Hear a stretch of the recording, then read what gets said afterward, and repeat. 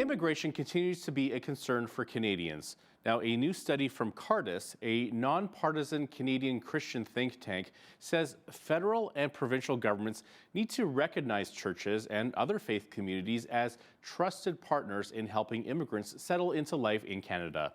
Joining us from Ottawa is Reverend Dr. Andrew Bennett. He is the Faith Communities Program Director at Cardis. Good to have you with us, Dr. Bennett. Thanks very much. It's wonderful to be with you. Now, can you explain how you went about doing the research on this study? Because you interviewed a number of pastors across Canada.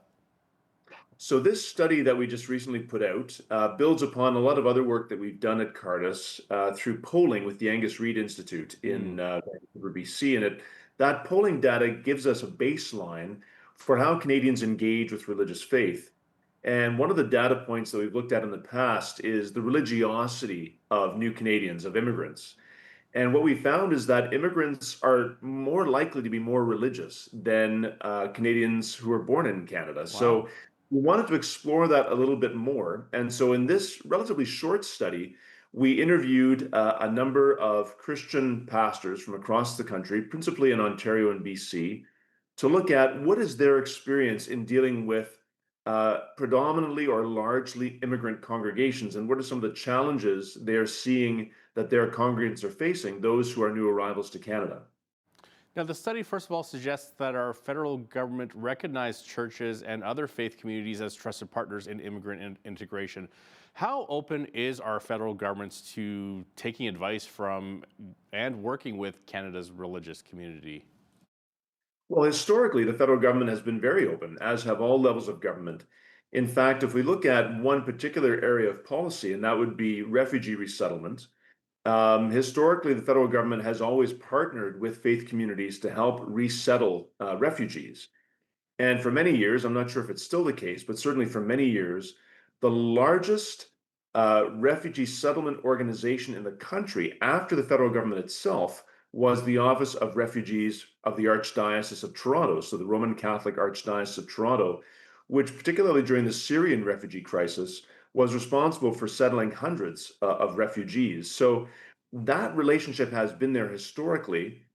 And I think often at a very local level, Canadians know that faith communities play significant roles in their local communities, not just in terms of refugee resettlement or support for immigrants, but providing a whole range of services that people can draw upon, whether it's putting your kids in the Girl Guides or the Boy Scouts or taking advantage of a 12-step program or an In from the Cold program. They know that religious people, particularly Christians, because we're the most numerous in the country, have this role in the local community. But I think what happens sometimes is as we get up to higher levels of administration and government, there's often a bit of an amnesia that faith communities, and in the case of this study, Christian churches play these very important roles. And so often I think government forgets the need to engage these communities because often they have very specific awareness and knowledge and experience of working with immigrants in this case. And so I think it really behooves government to be engaged with churches, with other faith communities that are doing this work that in many cases government simply cannot do on its own. And so they have to recognize the role that has been always played by faith communities in local communities in the country. Now, you say that immigrants face systemic barriers through the process of applying for permanent residency and that they should be given clearer expectations with regard to timelines? That's correct. I think one of the major challenges that immigrants face when they come to Canada, they are not fully aware of the lengthy processes that are involved in going from being landed as a permanent resident, a landed immigrant, becoming a permanent resident, and then eventually, becoming a Canadian citizen. And in some cases, that is even more complicated for those that come in as refugees who are not, let's say, convention refugees. So I think often the expectations are that things will go a little bit more smoothly. And we know from the experience of many, many immigrants that that's not always the case, that things get delayed. They're not aware of how to negotiate kind of the administrative apparatus. They're new to the country. And so being thrown into all the bureaucracy that's involved in the immigrant resettlement, the immigrant settlement process, it's a real challenge for them. And they get frustrated. They don't know how to navigate it. And so they look to their faith community quite often as that community that can provide that support for them to help get them through this period. So I think again, governments would do well to engage with churches, to engage with faith communities across the country, to really get a sense of what those local people are experiencing and to help those faith communities provide support for them. Now, I would guess that for many immigrants, there can be challenges in learning to communicate well in English or French. I've heard that English is one of the hardest to learn as a second language. So, what would you like to see take place to help newcomers learn one or both languages? Well, of course, I think it's essential for people to be able to settle fully into the country that they learn one of the two official languages. And that just allows them obviously to integrate more fully into the social structures that we have in Canada. And churches, again, and other faith communities can be those places where those skills are acquired. And there are a lot of faith communities across the country, churches in particular, that are offering English as a second language program. So I know my church, for example, in Ottawa, I'm a Ukrainian Greek Catholic deacon. And so our Ukrainian Catholic parish here in Ottawa has received, since the escalation of the war in Ukraine, a lot of displaced Ukrainians coming to Canada fleeing the war. And in many cases, they simply don't have adequate English language skills so as to be able to make use of their often very highly acquired skills that they have to be able to find work and so forth. So our church is providing them with English language acquisition. And often that is done on a voluntary basis. It's not done with government funding. It's done simply out of the goodness of people's hearts. And so again, it's often at this very local level where faith communities play a major role in providing essential services to new Canadians. And government can't always step into that role because it's very, very local and often they're not aware of the local dynamics. But the local faith community is because they're seeing these people on a daily basis. They're trying to find ways to engage with them, get them integrated into the community, and so they know them the best. And so they can often provide very nicely tailored settlement services, such as English language as a second language acquisition, that government can't provide. So government needs to see in these faith communities, in these churches, a tried, trusted, and true partner that can really help as part of the immigrant settlement process. Your study revealed that there is a certain amount of fear and uncertainty for immigrants, and when faced with communicating with government agencies for various services, there can be a hesitancy to ask questions. Well, I think especially when we consider immigrants that are coming from countries that they are fleeing as a result of persecution. So maybe they are facing persecution for their religious faith. Maybe they are facing persecution because of their ethnicity.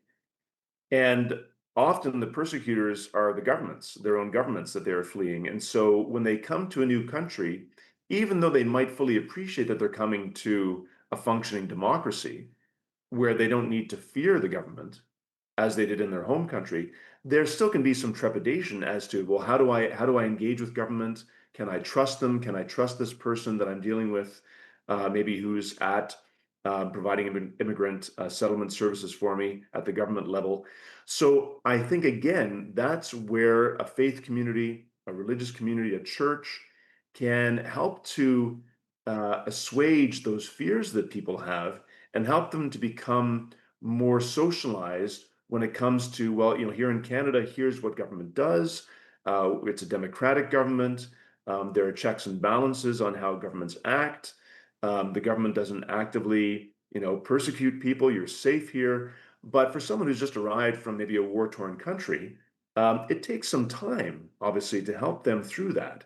And so again, this is a very important role that a faith community can play where you have people that they are engaging with that speak their language, that are of their same faith tradition. Maybe they have, common family back home in the home country.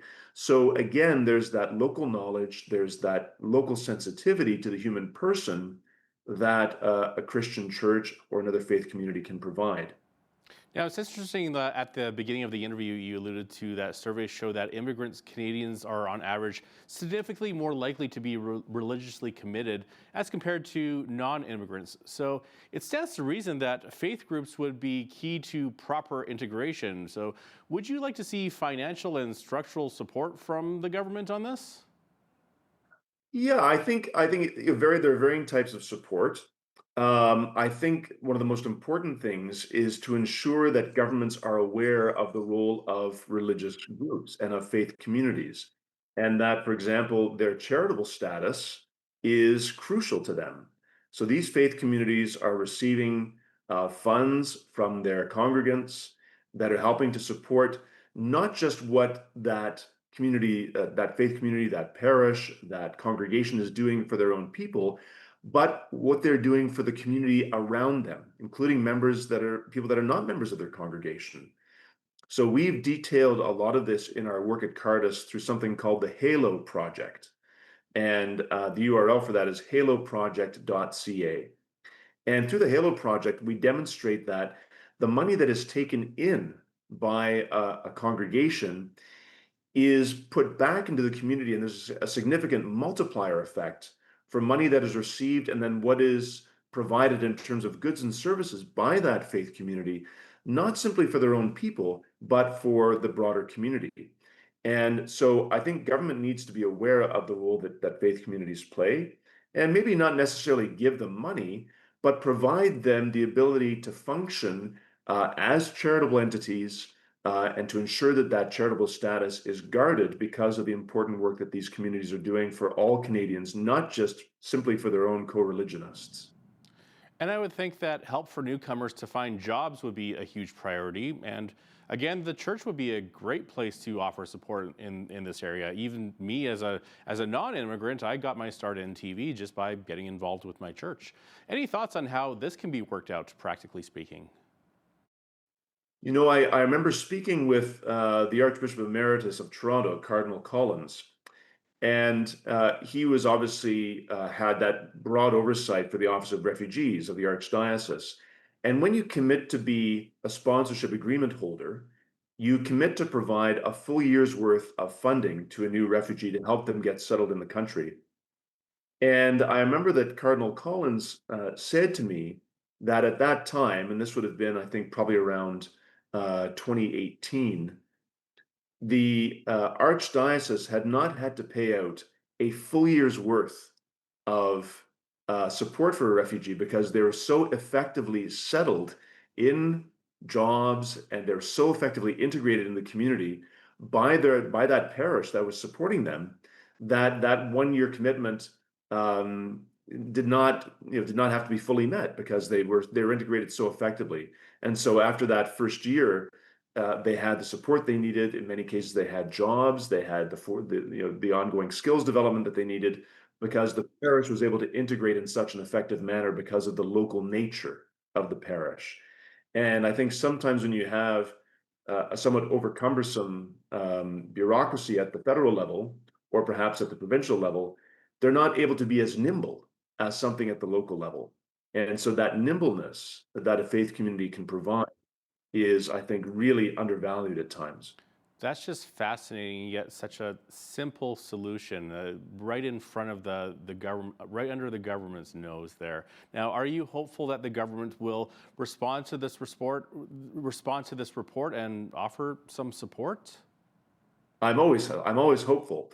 The hope really is that we can disseminate the report effectively enough so that people are reading it and those that are involved in policy making can, be first of all interested in the report and then hopefully reach out to us and enter into a discussion on policy recommendations that we have in the report. So I'm certainly grateful for being able to speak to you today, and we look for other opportunities to make this report better known, certainly within government circles above all. Reverend Dr. Andrew Bennett is the Faith Communities Program Director at Cardis. Dr. Bennett, thank you so much for your time today. Thank you.